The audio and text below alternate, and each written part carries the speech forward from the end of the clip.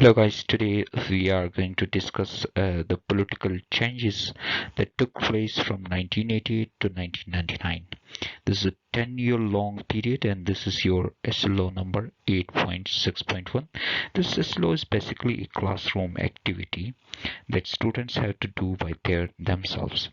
And this is a 10-year long period and it's not possible to cover all events from 1980 to 1919, so we will confine ourselves to only major events of this period. This entire period was a troublesome period. A political turmoil was existing, although the 1988 saw the return of party politics and democracy in Pakistan. So let's see the major events of this period. The 1988 started with a unfortunate event, that was the Ojri camp event. Then on 10th April 1988, Ojri camp blew up. Ojri camp is a military base or an animation store, and this is situated at the junction of Rawalpindi and Islamabad. This was a very disastrous event. When the Ojri camp was blew up, it was seen that Islamabad was attacked because of high explosion. And when this event took place, the Junajo, who was the then Prime Minister of Pakistan, announced it to inquire the situation, and number of military officials were coming under the under inquiry of this event, which was totally unacceptable to Zia and his team. So Zia dismissed Junajo and announced to hold elections within 90 days. But before the elections in August 1988, Zia was traveling from Bahawalpur to Islamabad via a VVIP flight. Along with Zia, there were 31 other people were also present in the plane, including the US ambassador to Pakistan. 1988, US ambassador to Pakistan, and the plane was crashed. As a result, Zia has to face tragic death. After the death of Zia, the elections were held in 1988, and in this election, Benazir won the election. The Pakistan People's Party won the election. However, they were unable to gain clear majority in National Assembly, so they made a coalition government with making coalition with some independent candidates and some other small parties. They were able to make government in 1988. Their period continued from 1988 to 1990. This was a troublesome period because the first reason for this troublesome period was their government was not solo government, since they were in coalition to other parties as well, and there was a strong opposition in the largest province of Pakistan, in the Punjab. So they had to face a lot of problems because of differences with President Ishaq Khan as well. So in 1990, President Ishaq Khan dismissed Benazir government using the powers from 8th Amendment, and the new elections were held in 1990. As a result of new elections, IJI, Islami Jamhuri Ittihad or Islamic Democratic Alliance, made his government. From 1990 to 1993, again this was a period of turmoil and political unrest because of number of reasons, since the relations between President House and Prime Minister House were also not good in this period. And in 1993, first Ghulam Ishaq Khan dismissed Nawaz Sharif on the same charges as he had filed against Benazir in 1990 and that were the corruption charges. Then when Nawaz Sharif Sharif was dismissed in 1993, he filed a case in Supreme Court, and Supreme Court restored Nawaz Sharif. Although this was the victory of a democratic or elected prime minister, but it was not possible to run the government in parliamentary system, especially when there was no good relation between prime minister and president.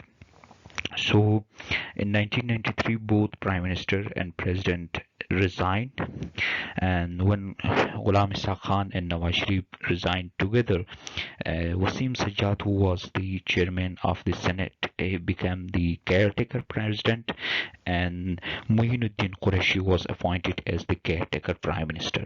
And elections were held in 1993. In these elections, People's Party gained victory, and Benazir's second term started. This period was from 1993 to 1996. Again, this was not a good period because of political turmoil and unrest, and the corruption charges which were against the People's Party government, especially against the Asif Ali Zardari. And in 1994, Nawaz Sharif arranged a train march from Karachi to Peshawar and put stiff resistance against Benazir policies. Benazir had introduced some good policies as well, for example, women empowerment and rural electrification, and President had full support for his policies since the President was also from People's Party in 1993 after Ghulam Ishaq Khan. Farooq Ahmad Khan Laghari had assumed the office of President, who was a candidate of Pakistan People's Party, a retired bureaucrat from Balochistan. He was supporting his policies initially, but later on the relation between president and prime minister also deteriorated because of number of reasons, and one of the major reasons was the political turmoil, and another was the corruption charges which were against the People's Party government. This period, the next major event in this period from 1993 to 1996 was the death of Murtaza Bhutto, the son of Zulfikar Ali Bhutto and the brother of Benazir Bhutto. He was assassinated by police officials nearby his home in Karachi, and it was believed that they were instructed by the Prime Minister, although it's really difficult to believe that whether the instructions were given from Prime Minister House or not, because the Prime Minister was his own sister. So anyhow, the allegations were there, and the relations between Murtaza Bhutto and Benazir Bhutto were also not good, because after the death of Zulfikar Ali Bhutto, the family was divided.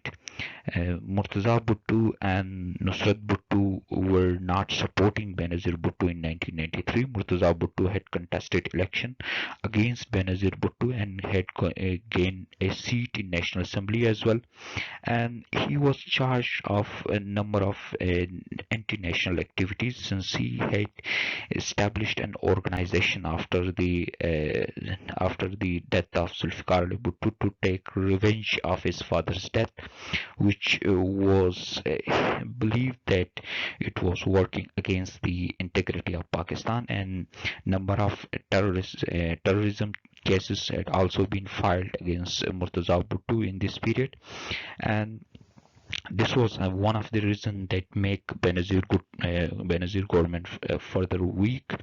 And in 1996, on corruption charges, Farooq Ahmad Khan Laghari dismissed Benazir's government, and the new elections were held in February 1997. And after these elections, Nawaz Sharif was able to make government. He had gained 2/3 majority in National Assembly, and his period from 1997 to 1999 is also full of events. The major events were 13th and 14th Amendment. The 13th and 14th amendment was a major constitutional development in the Constitution of Pakistan in under 13th Amendment. He had withdrawn the powers of president to dissolve the National Assembly, and under 14th Amendment defection laws were introduced, and through this amendment the party members were tightened. Now they are bound to follow the party policies at any moment. If the party head feels that any of his party member in the parliament is working against the party policies, he has the right to dismiss him, and he has the right to dismiss from his party candidacy and his seat in the parliament as well. This stopped the floor crossing, which was a big issue in the Parliament of Pakistan.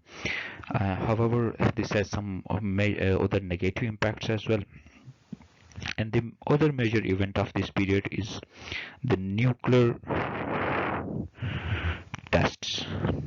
In May 1998, Pakistan made 6 nuclear tests, and Pakistan became the nuclear power. After that, Pakistan had to face number of economic sanctions as well. And the other major event of this period is Kargil fiasco.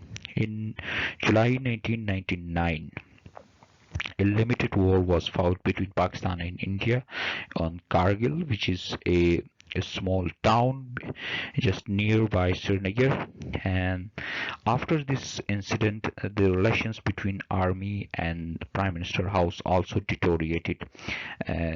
Since before this event, Nawaz Sharif had forced General Karamat to resign and appoint General Pervez Musharraf in his place, and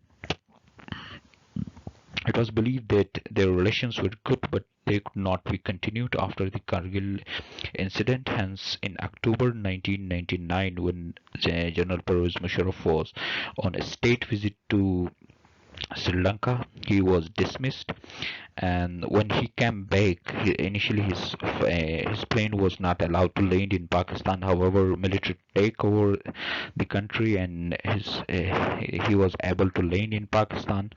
And in October 1999, Musharraf took the control of Pakistan as CEO. This is the first case in Pakistan, the first and last Chief Executive Officer of Pakistan.